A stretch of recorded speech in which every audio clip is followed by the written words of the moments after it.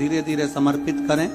बड़े रास्ते से, आनंद से धीरे धीरे जब आप समर्पित करेंगे, बेलपत्री वही दूध में सनी हुई बेलपत्र अशोक सुंदरी वाली जगह पर, उस समय पर डंडी का भाग शिवलिंग की ओर नहीं होना चाहिए। उस समय पर डंडी का भाग जहां से पानी बहकर जाता है अशोक सुंदरी की ओर से, वहां पर होना चाहिए। कार्य में सफलता मिलती है। शंकर के शिवालय में जाओ, शिव के शिवालय में 3 स्थानों का स्पर्श अवश्य जब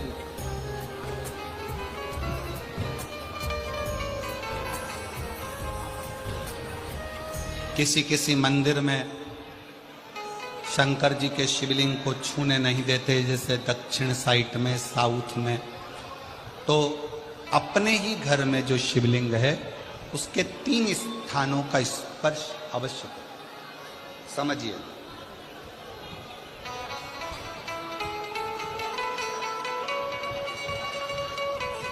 पहला, शंकर भगवान के जहां से जल बहता है उस स्थान, ये जलाधारी है, जल बहता है, ये शिवलिंग है, यहां से जो पानी नीचे की ओर जाता है उस स्थान का स्पर्श अवश्य करें। दूसरा, शिवलिंग का जो गोल भाग है उस गोल भाग में कहीं पर भी अपनी हथेली का स्पर्श अवश्य करें। तीसरा, शंकर भगवान के शिवलिंग का जो ऊपर का भाग है वहां अपने अस्त्र का स्पर्श अवश्य करें। तीनों स्थान पर ब्रह्मा, विष्णु और महेश का स्मरण करते हुए जब को जल समर्पित कर, कहते हैं सोमवार के दिन की अष्टमी पढ़ने पर, कौन से दिन? सोमवार के दिन कौन सी तिथि? जम के बोलो, अष्टमी। सोमवार के दिन अगर अष्टमी तिथि पड़े और उस दिन अगर 5 बेलपत्र भगवान शिव को समर्पित कर दिए जाए तो व्यक्ति जो सोचकर, जिस कामना से, जिस मनवांछित फल के लिए बेलपत्र चढ़ाता है उसकी वो कामना मात्र 3 महीने में पूरी हो जाती है। मात्र 3 महीने। एक बात बहुत सुंदर है, ध्यान रखिएगा थोड़ा सा। कभी अगर मौका लगे, सोमवार की अष्टमी का मतलब आपको इंदौर की कथा में बताया था, जिस दिन शंकर और पार्वती के मिलन का दिवस हो, और केवल एक माता पार्वती के अकेले मिलन का नहीं, 64 योगनियां तक भगवान शंकर से मिलने के लिए आती है। पीला चंदन लगा लेना। कितना लगाना है? बीच वाला जो पत्ता है उस पर पीला चंदन। जब आपको लगे कि मेरा जीवन बहुत कष्टमय है, अब ये रोग, अब ये कष्ट दूर ही नहीं हो रहा, अब ये आए दिन तकलीफ पर तकलीफ बढ़ती जा रही है, आए दिन रोग, बीमारी, पैसा घर में बच नहीं रहा, बहुत कष्टमय जीवन है, इसमें लगाओ पीला चंदन बेलपत्री की बीज पत्ती पर। महाराज, और बीज पत्ती पर जब चंदन लग जाए, लगने के बाद में ये दोनों पत्ती पर लाल चंदन लगा लीजिए। इन दोनों पत्ती के बीच में जो डंडी का भाग होता है, आपको कहा था, आपको स्मरण में होगा शायद, हमने जब बेलपत्री की महत्वता बताई थी तो उस बेलपत्री की महत्वता में कहा था ब्रह्मा, विष्णु, महेश ये 3 हैं, बोला था। बीच में ये बड़ी पत्ती से लेकर जो 2 पत्तियां होती हैं, इनके बीच में जो जगह बचती है, इसमें मां पार्वती के 64 योगनियां, मां पार्वती अपनी पूर्ण सिद्धि के साथ में जितनी भी देवी के स्वरूप हैं, वो माता 64 योगनियां देवी के स्वरूप में यहां पर विराजमान होती हैं।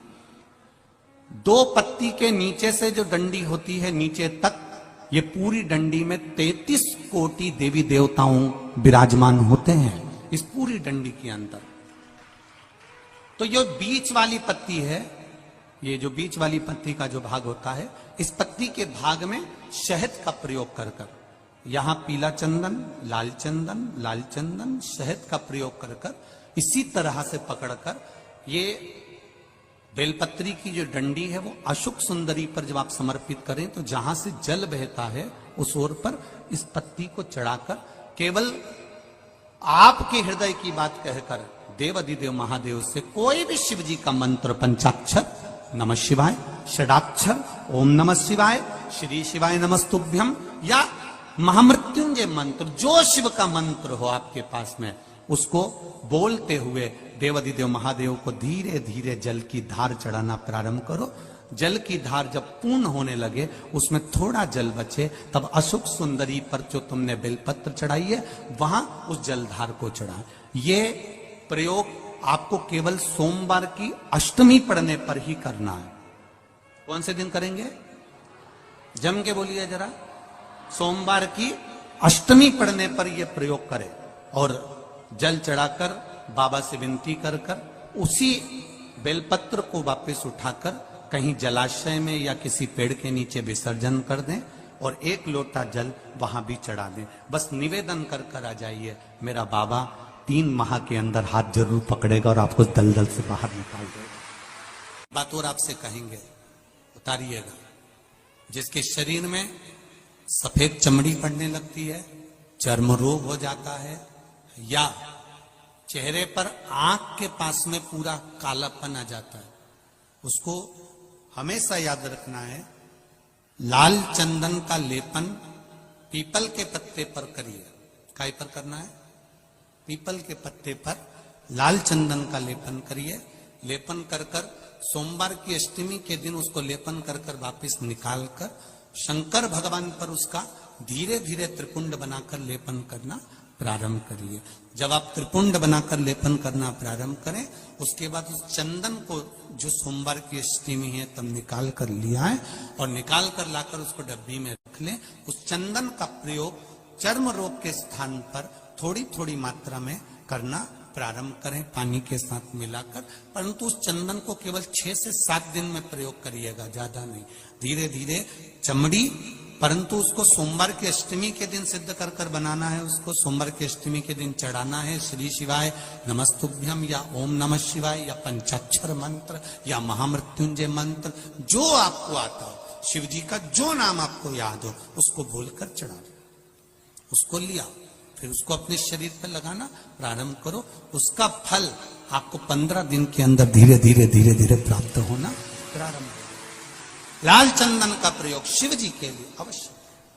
सोमवार के अष्टमी के दिन अशोक सुंदरी वाली जगह, सबको मालूम है ना अशोक सुंदरी की जगह? अशोक सुंदरी वाली जगह पर 7 हल्दी की बिंदी रख दी जाए। लड़का लड़की जिसका विवाह नहीं हुआ उसका हाथ रख दिया जाए और वही हाथ के छापे पीपल के वृक्ष पर 5 लगा दिए जाएं। महाराज 3 महीने में उसका विवाह पक्का हो जाता है। सोमवार की अष्टमी का इतना भाव है, सहज नहीं है। सोमवार की अष्टमी शिव और आद्य शक्ति का मिलन है। सोमवार की अष्टमी भगवान शंकर और पार्वती का मिलन। ऐसी कौन सी कामना है जो शिव पूर्ण नहीं करते? बस आपका विश्वास, आप उस पर भरोसा करना तो पूर्ण करना, पूर्ण भरोसा। श्री शिवाय नमस्तुभ्यं। दोस्तों, हर हर महादेव। इस वीडियो से संबंधित कोई भी सवाल हो तो आप कमेंट बॉक्स में पूछ सकते हैं। कमेंट में श्री शिवाय नमस्तुभ्यं हर हर महादेव अवश्य लिखें।